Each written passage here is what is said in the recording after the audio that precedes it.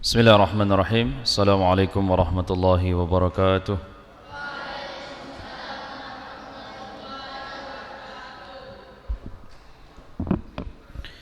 Alhamdulillah, alhamdulillah wassalatu wassalamu ala rasulillah wa ala alihi wa ashabihi wa mawalah. Allahumma salli wa sallim wa barik ala nabiyyina Muhammadin wa ala alihi wa ashabihi wa man tabi'ahum bi ihsanin ila yaumiddin. Amma ba'd. Kaum muslimin muslimat rahimani wa rahimakumullah. Puji dan syukur kita panjatkan kehadirat Allah Subhanahu wa taala atas segala limpahan nikmat dan karunia-Nya. Pada malam hari ini kita berjumpa kembali dalam majelis ilmu, melanjutkan pembahasan kitab Sahih Targhib wa Tarhib, yang malam ini kita akan masuk di dalam bab yang ke-12, yaitu anjuran untuk para wanita agar salat di rumah dan tidak meninggalkannya, dan ancaman atasnya karena keluar darinya. Di dalam bab ini jemaah sekalian dijelaskan hadis-hadis tentang anjuran bagi para wanita untuk salat di rumahnya. Ini artinya bahwa anjuran dari Rasulullah SAW bukan berarti seorang perempuan dilarang untuk salat di masjid, tapi dianjurkan untuk salat di rumahnya, karena salat di rumahnya bagi perempuan itu lebih besar pahalanya di sisi Allah Subhanahu wa taala dibandingkan dengan salat di masjid. Beda halnya dengan laki-laki jamaah sekalian, sebagaimana bab-bab yang telah kita lalui tentang keutamaan seorang laki-laki yang salat di masjid. Ini berbanding terbalik dengan seorang wanita, di mana Rasulullah SAW menganjurkan kepada para wanita untuk salat di rumahnya, dan itu jauh lebih utama. Ya. Dan ini tentunya jemaah sekalian, di antara hikmah di dalam agama Islam yang mulia ini, bahwa di dalam Islam perempuan sangat dijaga kesuciannya. Ya. Semakin seorang perempuan tersembunyi, tertutup, ya, semakin dia indah. Beda halnya dengan laki-laki. Ketika dia beribadah, salat misalnya, maka dia bukan hanya sekedar dianjurkan, tapi wajib hukumnya salat di masjid 5 waktu. Itu bagi laki-laki. Maka jamaah sekalian, kita akan masuk di dalam hadis yang pertama tentang pembahasan bab ini, yaitu nomor urut hadis 340 dari Ummu Humaid, yaitu istri Abu Humaid As-Sa'di, bahwa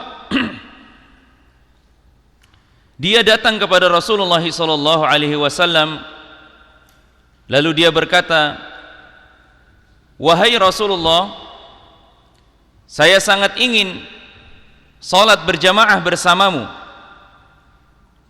Kemudian Rasulullah SAW mengatakan, "Qala qad alimtu annaki tuhibbina as-salata ma'i wa salatuki fi baitiki khairun min salatiki fi hujratik." Kata Rasulullah SAW, "Sungguh aku tahu bahwa engkau sangat suka salat bersamaku." Maksudnya salat berjamaah di Masjid Nabawi, ya, salat 5 waktu. "Wa salatuki fi baitiki," kata Rasulullah, "akan tetapi salatmu di ruangan, di dalam kamarmu lebih baik, khairun min salatiki fi hujratik, lebih baik bagimu daripada salatmu yang engkau lakukan di kamar,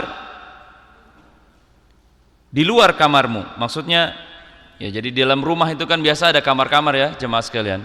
Ada istilahnya kamar tempat tidur, ada ruang tamu, ya, ada teras. Jadi kata Rasulullah, seorang perempuan yang sholat di dalam kamar tempat tidurnya itu lebih baik daripada dia sholat di ruang tamunya, di ruang tengah maksudnya. Wa salatuki fi hujratik khairun min salatuki fi darik. Salatmu yang engkau lakukan di kamar, maksudnya ruang tamu, lebih baik daripada salatmu yang engkau dirikan di kamar dari luar rumahmu. Kemudian kata Rasulullah, wa salatuki fi darik khairun min salatiki fi masjidin qaumik. Dan salat yang engkau lakukan di rumahmu, maksudnya di bagian yang paling terluar dari rumahmu, itu lebih baik daripada salatmu yang engkau dirikan di masjid kaummu. Ya, kalau kita bilang masjid komplek, ya. Wa salatuki fi masjidi qaumik, dan salatmu yang engkau dirikan di masjid kaummu, khairun min salatuki, itu lebih baik dari salat yang engkau dirikan fi masjidi, yang engkau dirikan di masjidku, kata Rasulullah, yaitu Masjid Nabawi. Jadi kata Rasulullah, salat yang engkau lakukan di masjid komplekmu, di masjid kaummu, itu lebih baik daripada salatmu yang engkau dirikan di Masjid Nabawi. Kemudian qala fa amarat, kemudian Ummu Humaid ini menyuruh, fabuniya laha masjidun fi aqsa syai'in min baitiha wa adlamuhu. Kemudian dia meminta kepada keluarganya, kepada suaminya, untuk mendirikan tempat sholat di dalam kamarnya yang paling tergelap. Maksudnya di dalam kamar yang tersembunyi, ya. Jadi kalau dalam ruangan kan kamar yang paling privasi itu adalah kamar tempat tidur. Di tempat kamar tidurnya dibuatkan tempat khusus untuk sholat. Wa kanat tusalli fihi, dan Ummu Humaid setelah mendengar hadis ini, ya, setelah mendengar saran dari Rasulullah SAW ini, dia salat di dalam kamarnya hatta laqiyatillah azza wa jal, sampai dia meninggal dunia. Jemaah sekalian, di dalam riwayat hadis yang lain dari Ummu Salamah radhiyallahu anha, bahwa Rasulullah SAW bersabda, khairu masajidin nisa qa'ru buyutihin. Sebaik-baik masjid bagi para wanita adalah di bagian di dalam kamar yang paling terdalam. Maksudnya kamar yang paling privasi, yang tidak semua orang bisa memasukinya. Kalau misalnya di teras, itu kan masih banyak ya orang bisa datang ke situ.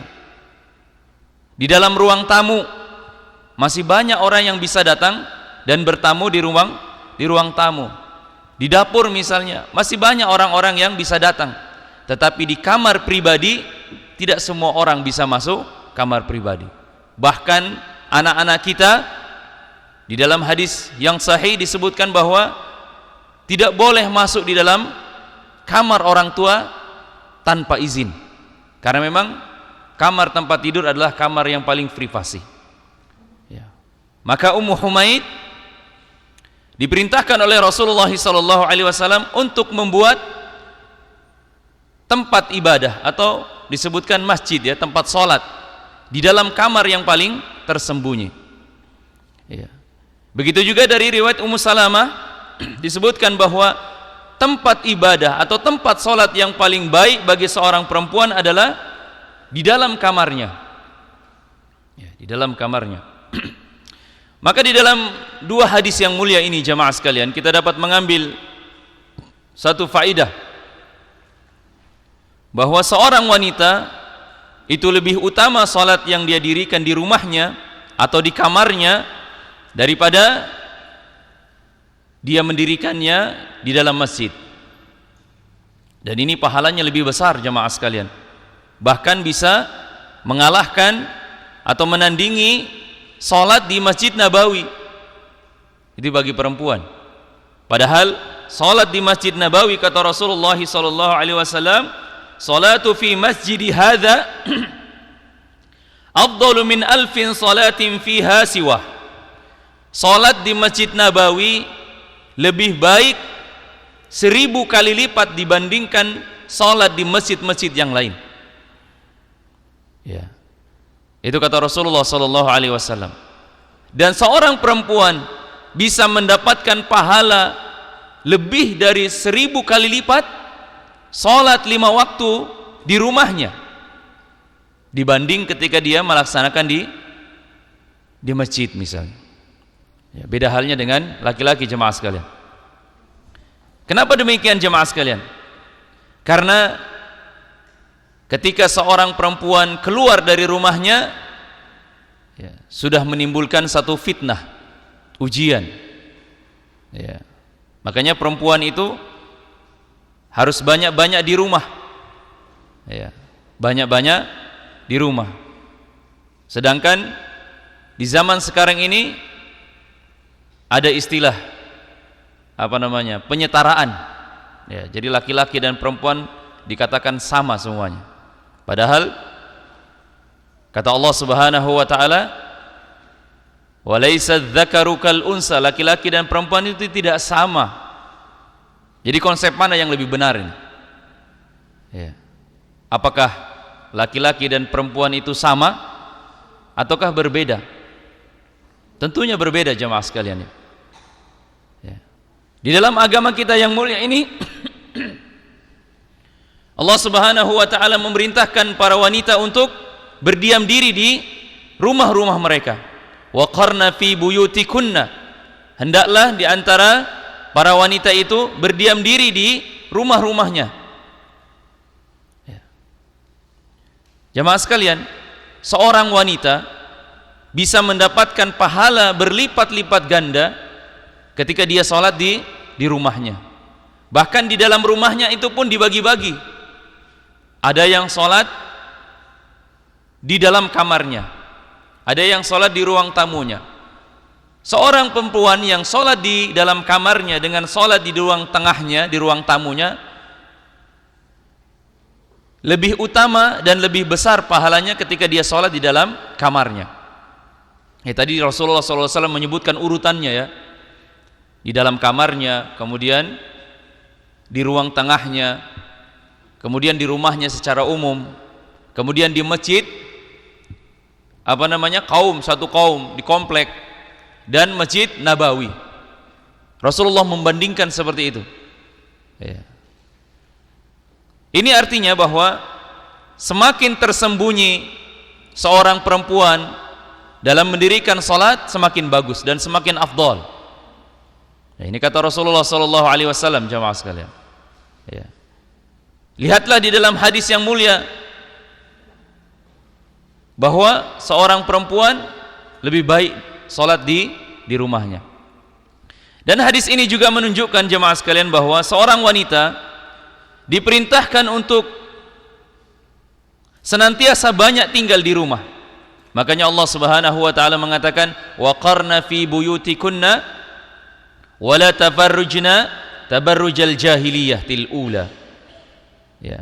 Dan hendaklah kamu tetap di rumah-rumah kalian, dan janganlah kalian berhias dan bertingkah laku seperti orang-orang jahiliyah dahulu.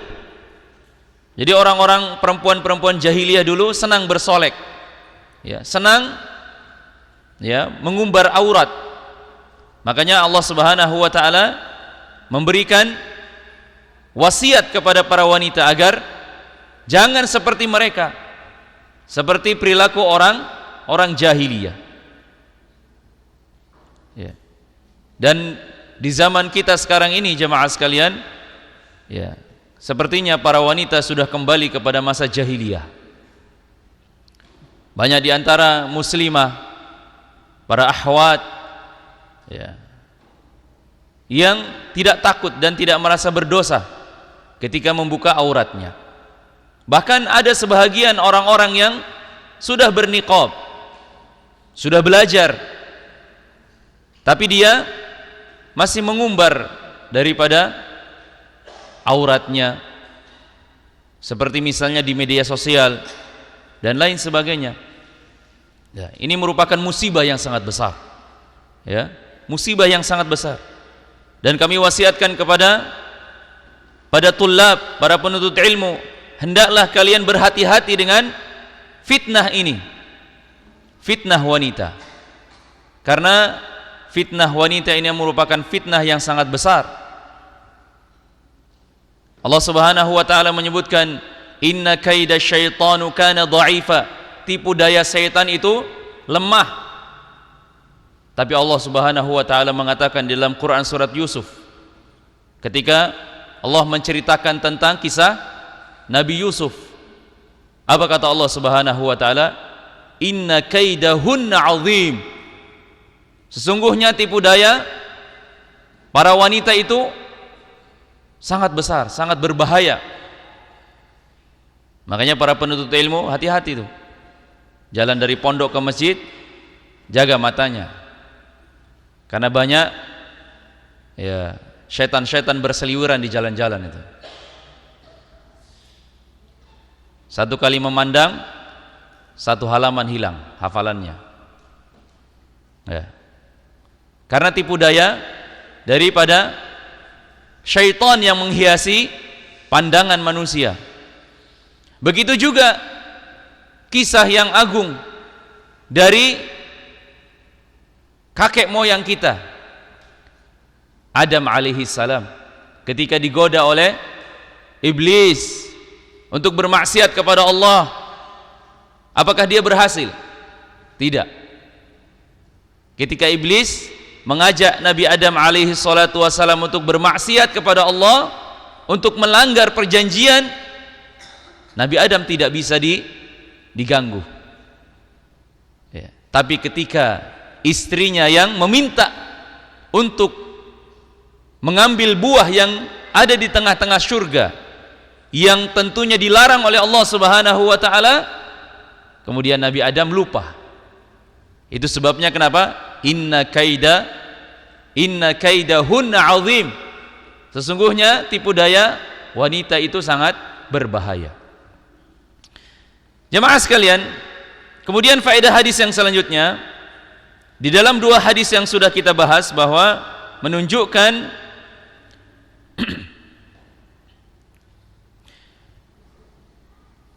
bahwa seorang wanita tinggal di rumahnya jauh lebih baik, karena ketika dia keluar rumah, wanita itu akan menjadi sumber fitnah. Dan juga hadis ini menunjukkan bahwa walaupun di Masjid Nabawi seorang wanita lebih baik salat di rumahnya, padahal salat di Masjid Nabawi itu memiliki pahala 1000 kali lipat dibandingkan dengan masjid-masjid yang lain. Akan tetapi jemaah sekalian, ketika seorang wanita ingin datang ke masjid, maka tidak ada yang boleh melarangnya. Karena di dalam bab ini Rasulullah SAW memberikan anjuran, tapi tidak melarang mereka untuk datang ke masjid selama dia mematuhi syarat-syarat yang diwajibkan harus dia ketahui. Dari Ibnu Mas'ud radhiyallahu anhu, dari Nabi SAW bersabda, salatul mar'ah fi baitiha afdalu min salatiha fi hujratiha, wa salatuha fi makhda'iha afdalun min salatiha fi baitiha. Salat seorang wanita di kamar khusus untuknya lebih afdal daripada salatnya di ruang tengah rumahnya.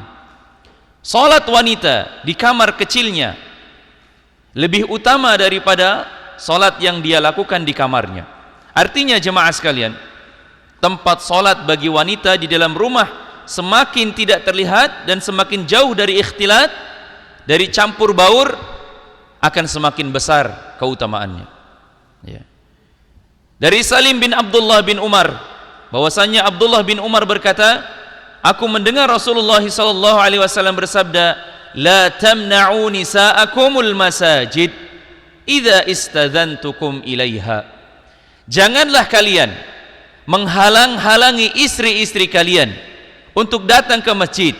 Jika mereka meminta izin kepada kalian, maka izinkanlah dia. Maka jemaah sekalian, jadi Rasulullah SAW tidak melarang seorang perempuan datang ke masjid. Hanya saja dianjurkan untuk sholat di rumahnya. Kalau mau sholat di masjid, harus mematuhi dari syarat-syaratnya. Dan ketika datang ke masjid pun dengan tujuan ibadah, ya, untuk sholat, menuntut ilmu, bukan datang untuk arisan. Ya, kadang-kadang ada ibu-ibu kayak gitu, datang ke masjid, ya ceramah 5 menit, 30 menitnya arisan dan makan-makan. Ya. Jadi ada 3 syarat yang harus dipenuhi oleh seorang wanita ketika datang ke masjid. Yang pertama adalah menutup aurat. Ya, menutup aurat. Jangan sampai datang ke masjid, ya, auratnya tidak dijaga. Kemudian yang kedua, tidak memakai wewangian. Ya, tidak boleh badannya berbau parfum, tidak boleh. Harus bebas dari wewangian. Itu yang kedua. Yang ketiga, harus mendapat izin dari suami. Ini bagi yang sudah menikah. Ya. Kalau yang belum menikah, semoga Allah mempercepat jodohnya. Ya.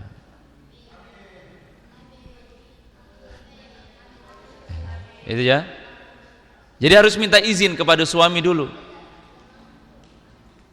Misalnya sholat 5 waktu, harus minta izin. Kalau tidak diizinkan, jangan datang. Karena mematuhi perintah suami itu jauh lebih afdal, lebih utama daripada datang ke masjid. Dari Abu Musa al-Ash'ari bahwa ia berkata, Rasulullah SAW bersabda, ayyuma imra'atin ista'tarat famarat ala qaumin liyajidu min rihiha fahiya zaniyah. Seorang perempuan yang memakai wewangian, lalu dia melewati sekumpulan laki-laki, kemudian laki-laki itu mencium bau aroma parfumnya, maka perempuan tersebut adalah seorang pelacur, kata Rasulullah SAW. Hadis riwayat An-Nasa'i. Dan maksudnya, ya, bahwa wanita semacam itu yang memakai parfum, kemudian keluar dari rumahnya dan berjumpa dengan laki-laki, maka laki-laki itu akan terganggu dengan aroma parfum seorang perempuan, karena menimbulkan fitnah tadi itu. Jadi jemaah sekalian, ketika perempuan itu keluar dari rumahnya, syaitan mencoba untuk menghiasi dirinya, ya, mencoba menghiasi dirinya. Bahkan disebutkan seorang perempuan itu syaitan menghiasi di bagian depannya itu dengan 4 hal, sedangkan syaitan menghiasi di belakang wanita itu dengan 8 hal. Lebih banyak di belakang daripada di depan. Karena kadang-kadang, ya, tipu daya syaitan itu berbahaya bagi wanita ketika laki-laki memandang perempuan dari belakang. Makanya meskipun belakangnya itu tetap aurat, laki-laki tidak boleh memandang seperti itu. Kalau ada misalnya seorang perempuan yang berjalan di depan laki-laki, maka laki-laki itu harus mendahuluinya, tidak boleh di belakangnya. Ya, tidak boleh di belakangnya, maka karena itu berbahaya. Di depannya ada 4 tipu daya, sedangkan di belakangnya ada 8 tipu daya syaitan. Maka kita perlu hati-hati jemaah sekalian, ya, para penuntut ilmu, para tulab harus berhati-hati. Maka kami wasiatkan kepada para muslimah, para akhwat, hendaklah mengingat daripada firman Allah Subhanahu wa taala. Allah yang telah menciptakanmu dan Allah mengetahui apa yang baik bagimu. Allah mengatakan di dalam Quran surat Al-Ahzab, Allah mengatakan waqarna fi buyutikunna wala tabarrujna tabarrujal jahiliyatil ula.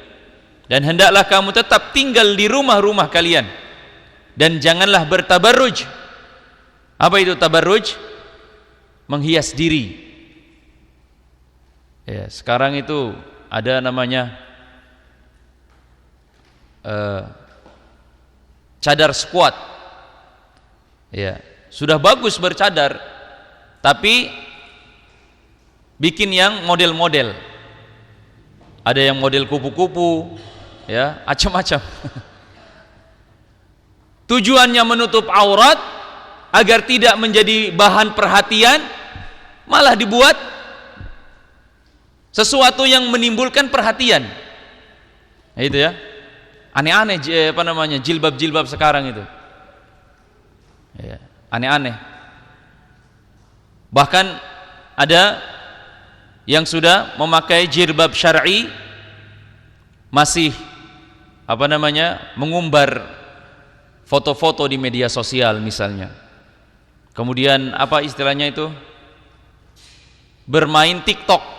Nah, itu TikTok itu berbahaya, itu TikTok itu. Nauzubillahi min zalik itu. Ya, jangan lihat-lihat TikTok itu. Itu berbahaya. Ya. Syekh Abdurrahman bin Nasir As-Sa'di menjelaskan tentang ayat ini jemaah sekalian. Menafsirkan ayat ini, waqarna fi buyutikunna. Kata beliau, menetaplah kalian wahai para wanita di rumah-rumah kalian, sebab hal itu lebih selamat dan lebih memelihara diri-diri kalian. Karena keburukan itu sebenarnya bukan datang dari luar, ya, datang dari dirinya sendiri, ya. Karena membuka aurat, mengumbar aurat, akhirnya memicu daripada kejahatan. Kemudian kata beliau, kata Syekh As-Sa'di, wala tabarrujna tabarrujal jahiliyatil ula. Maksudnya adalah janganlah kalian banyak keluar dengan bersolek atau memakai parfum sebagaimana kebiasaan orang-orang jahiliyah sebelum Islam yang tidak memiliki ilmu dan agama. Jadi mereka bersolek, ya, memperlihatkan aurat-aurat mereka. Bahkan ketika ditutup pun mereka sengaja memakai perhiasan-perhiasan yang berbunyi di kakinya agar ketika berjalan itu berbunyi, apa namanya, menimbulkan perhatian. Ya, ketika berbunyi pasti orang akan penasaran siapa yang lewat itu, ya, akan dilihat. Ya, sengaja mereka melakukan seperti itu supaya diperhatikan oleh orang lain. Jemaah sekalian, dengan berdiamnya seorang wanita di dalam rumahnya bukan berarti tidak mendapatkan keutamaan yang besar. Justru sebaliknya, semakin dia ada di dalam rumahnya, di dalam tempat yang paling tergelap di dalam rumahnya, dia justru bisa melampaui seorang laki-laki yang beribadah di masjid. Bayangkan jemaah sekalian, coba saja hitung, kalau sekiranya dia sholat 5 waktu di rumahnya, di dalam kamarnya, di dalam ruangan yang paling terdalam di dalam rumahnya, yang paling privasi di dalam rumahnya, yaitu tempat tidurnya, ya, di dalam kamar tempat tidurnya, dia bisa mendapatkan pahala lebih baik daripada sholat di Masjid Nabawi yang 1000 kali lipat dibanding sholat di masjid-masjid yang lainnya. Itu 1 kali sholat, anggap saja 1000. Kalau 5 sudah 5000. Ya, laki-laki sholat di masjid 27 kali 5 berapa itu? Nah, hitung sendiri sudah. Ya, bisa melampaui kalau dia mau. Hanya saja terkadang malas kalau sudah di rumah, ya, malas mendirikan sholat, ya. Di dalam rumah juga bisa membaca Al-Quran, berzikir, ya, berzikir. Ya, para ibu-ibu sekarang juga pintar berzikir sambil scroll Shopee, ya, check out. Jadi yang dipijit bukan butiran-butiran tasbih, tapi yang dipijit check outnya Shopee dan sejenisnya, ya. Na'udzubillahi min zalik. Maka ini nasihat dan ujian yang berat bagi para lelaki untuk memberikan nasihat dan peringatan kepada mereka, kepada anak-anak kita, anak-anak perempuan kita, agar mereka menutup aurat saudara-saudara perempuan kita, agar mereka menutup aurat, karena berbahaya, ya, berbahaya, ya. Rasulullah SAW menyebutkan sebaik-baik masjid bagi para wanita adalah bagian terdalam di dalam rumahnya. Hadis ini diriwayatkan oleh Imam Ahmad, dan hadis ini juga menunjukkan bahwa salat seorang wanita itu lebih baik di rumahnya dan lebih utama, lebih afdal dibandingkan salat di masjid. Ya, bagi wanita salat di rumah mendapatkan pahala yang jauh lebih besar dibandingkan salat di dalam masjid. Apalagi di zaman sekarang, jemaah sekalian, ya, ketika seorang wanita keluar dari rumahnya, itu menjadi sumber fitnah, menjadi bahan fitnah, ujian, cobaan, ya. Bagi para wanita, salat di rumah juga memberikan rasa nyaman dan lebih khusyuk, ya, jauh dari hiruk pikuk, ikhtilat dengan, ya, di tempat-tempat yang umum, salah satunya di tempat masjid, ya, karena di sana banyak orang yang datang. Kemudian faedah yang selanjutnya, tidak ada kewajiban bagi seorang perempuan untuk sholat berjamaah 5 waktu di masjid. Beda halnya kayak laki-laki, ya. Laki-laki sejati itu adalah sholat di masjid 5 waktu, hukumnya wajib. Itu hukumnya wajib. Bahkan Rasulullah SAW pada masanya menginginkan seseorang mengimami sholat 5 waktu. Kemudian Rasulullah SAW berkeliling di rumah-rumah yang ada laki-lakinya tapi tidak pergi sholat, mau dibakar rumahnya itu. Bayangkan itu. Jadi kalau ada laki-laki yang tidak sholat ke masjid sama Rasulullah, mau dibakar rumahnya, ya.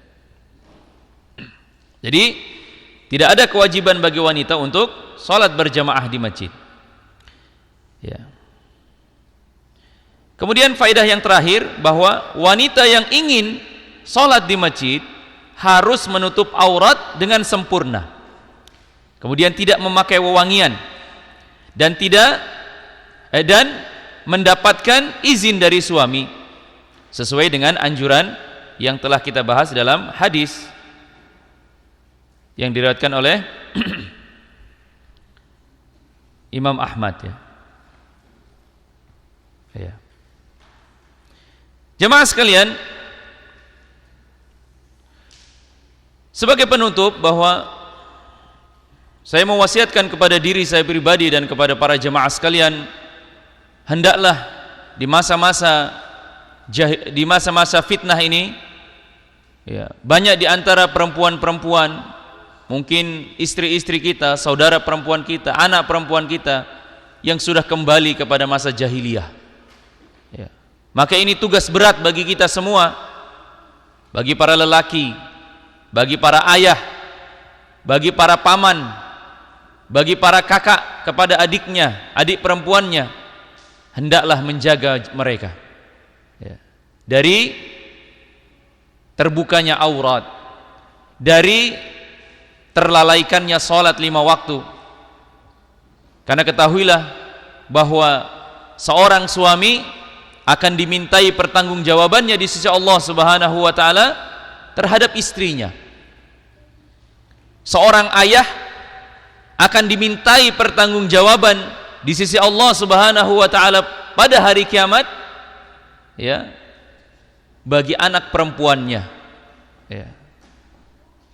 Begitu juga bagi seorang kakak kepada saudara perempuannya, hendaklah dia menasehati adiknya, ya, agar menutup aurat, karena seorang kakak nanti akan ditanya oleh Allah Subhanahu wa taala tentang saudara perempuannya. Begitu juga seorang paman kepada keponakan perempuannya, dia akan ditanya oleh Allah Subhanahu wa taala bagaimana tanggung jawabnya sebagai seorang paman kepada keponakannya. Wallahu a'lam bisawab. Subhanakallahumma wa bihamdik asyhadu an la ilaha illa anta astaghfiruka wa atubu ilaik. Wa akhiru da'wana anil hamdulillahi rabbil alamin. Assalamu alaikum warahmatullahi wabarakatuh.